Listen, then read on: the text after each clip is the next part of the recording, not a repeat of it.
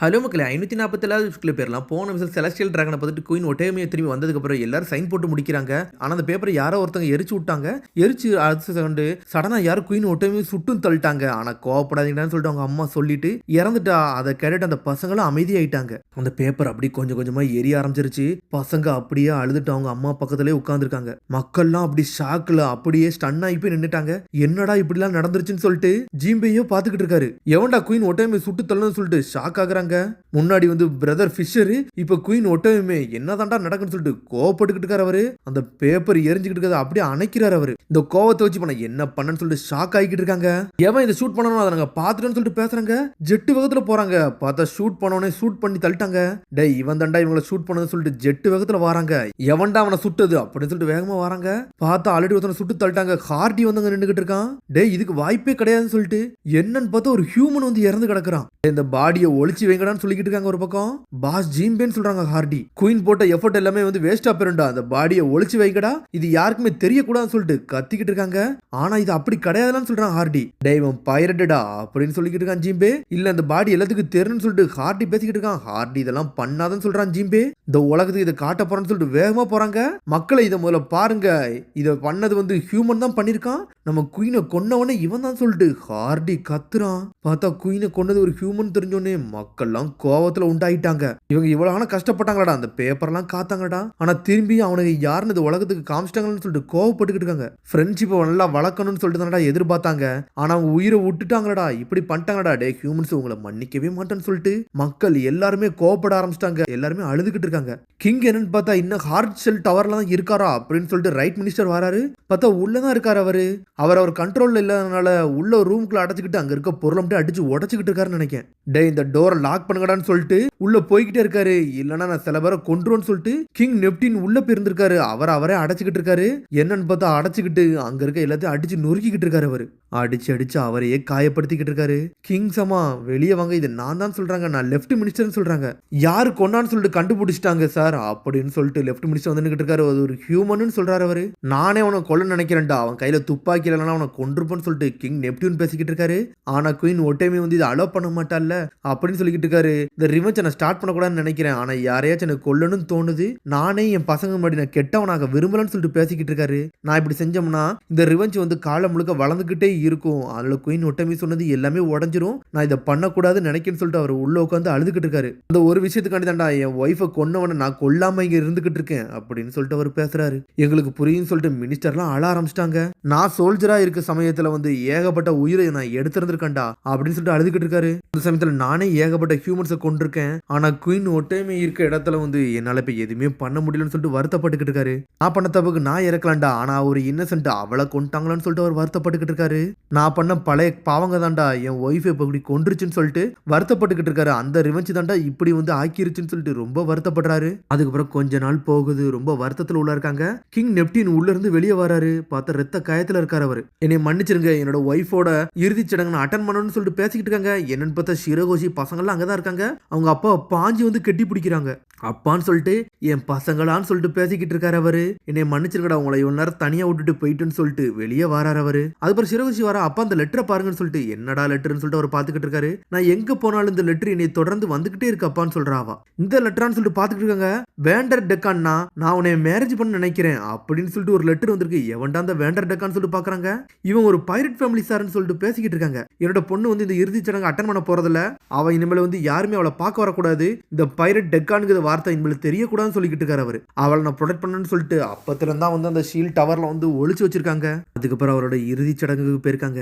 எல்லாருமே கருப்பு ட்ரெஸ் போட்டுட்டு வந்து எல்லாரும் அங்க வந்து சோகமா இருந்து இறுதி அஞ்சலி செலுத்திக்கிட்டு இருக்காங்க. ஆனா அப்படி பேசிக்கிட்டு நேரத்துல சடனா ஒரு மானிட்டர் அங்க வருது. பிரின்ஸ் ஃபுக்கோபோஷி வந்து நின்றுகிட்டு இருக்கான். ஃபுக்கோபோஷின்னு சொல்லிட்டு பாத்துக்கிட்டு இருக்காங்க. அவங்க இன்னைக்கு எங்க அம்மாவோட இறுதி சடங்கு தான், ஆனா இருந்தாலும் உங்கள்ட்ட சில விஷயத்தை நான் சொல்லணும், இதை நான் சொல்றதை தெளிவா கேளுங்க அப்படின்னு சொல்லிக்கிட்டு இருக்காரு ஃபுக்கோபோஷி. எங்க அம்மாவோட கடைசி தருவையிலும் அவங்க சந்தோஷமா சொன்ன விஷயம் வந்து என்னதுன்னா, நம்ம இன்னும் வந்து உண்மையான சூரியனை போய் பார்க்கணும்னு தான் அவங்க சொன்னாங்க.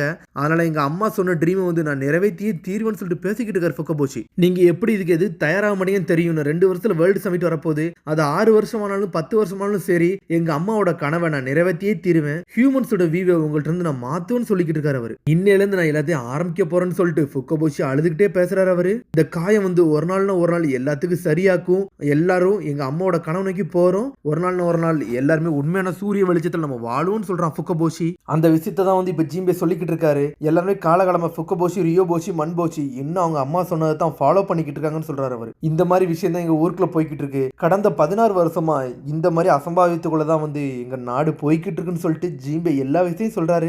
இதுதான் ஃபிஷ்மன் பைரட்ஸோட ஆரம்பம்னு சொல்லிக்கிட்டு இருக்காரு. ஆர்லாங் உங்க ஊருக்கு செஞ்சது பெரிய தப்பு தான், அதுக்கு நான் மன்னிப்பு கேட்டுக்கிட்டேன், அவன் என்னோட பிரதர் தான் சொல்லிக்கிட்டு இருக்காரு அவரு. எங்க என்ன வயலன்ஸ் நடந்தாலும் அதுக்கு நாங்களும் சில நேரம் பொறுப்பேற்றுக்கணும் அப்படின்னு சொல்றாரு அவரு. நேவி செஞ்ச செயல்னால தான் ஆர்லாங் அவ்வளவு கோவப்பட்டுட்டான், ஆனா அதுக்கு அவன் ஏகப்பட்ட காயப்பட்டனால தான் உங்க ஊருக்கு இப்பெல்லாம் நடந்திருக்குன்னு சொல்லிட்டு தலை குனிஞ்சு மன்னிப்பு கேட்கிறாரு அவரு. என்னது மன்னிப்பு கேட்கறீங்களா, உங்களை நானே கொன்றோன்னு சொல்லிக்கிட்டு இருக்காம, என்னதான் சொன்னாலும் நாமியோட வழியை பத்தி உங்களுக்கு எதுவுமே தெரியாது அப்படின்னு சொல்லிட்டு சாஞ்சி முன்னாடி வந்து கத்திக்கிட்டு இருக்கான். சாஞ்சி போதுன்னு சொல்றான் நாமி.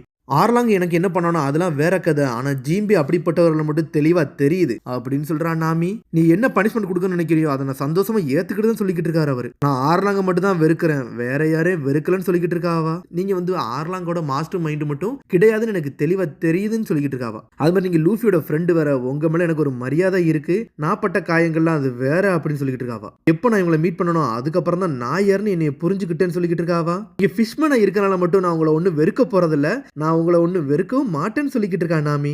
இப்ப இருக்க சமயத்துல நான் ரொம்ப சந்தோஷமா தான் இருக்கேன்னு சொல்றா நாமி. சொன்னோன்னு ஜிம்பே ஷாக் ஆகுறாரு.